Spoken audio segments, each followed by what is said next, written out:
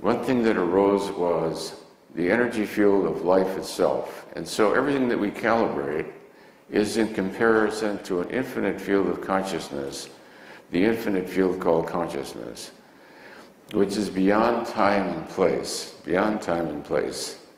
has no beginning and no ending. Therefore, it's impossible to prove the existence of God, because that which is infinite, limitless, has no beginning and ending, is in a different paradigm of reality than proof. Proof is the world of the 400s. Spiritual reality starts at 500 and up. It has to do with essence. It has to do with radical subjectivity.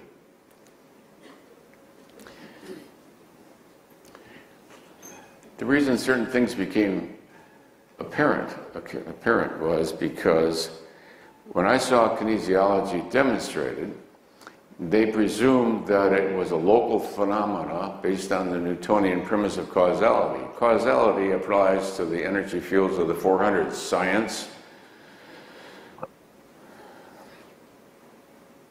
But the way things come about is not via causality. That is a mentalization that you project into the world, like you do with time. There is no time out there, there's no space, there's no distance, there's no causality, and there's no before or after. That's the way it looks to your witnessing. The fact that you witness things progressively doesn't mean that they are that way in the universe. You see the grandiosity of the ego. If I see it that way, that's the way it must be in the universe. The universe has no interest in the sequence in which you're witnessing events. So what you're actually watching is that everything is occurring of its own, spontaneously, as the phenomenon of emergence, potentiality becoming an actuality. Things do not happen by causality. That's an impossibility, because you end up in an infinite progressive series, you understand?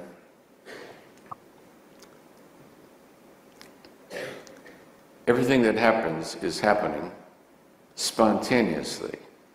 There isn't even any personal you making it happen, although you think there is. Duality arises from thinking that there is a separate personal you that is the originator of all action, the motivator, the decider. In reality, everything is happening spontaneously. Potentiality, when local conditions are right, emerges into an actuality.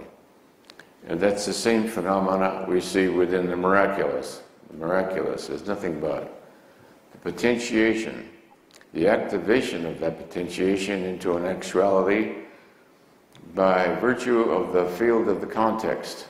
The higher the spiritual energy of the context, the greater the likelihood that what is held in mind will potentiate. At a certain level of consciousness, the witnessing of life is one continuous miracle after another. Everything is happening of its own, by virtue of that which it is.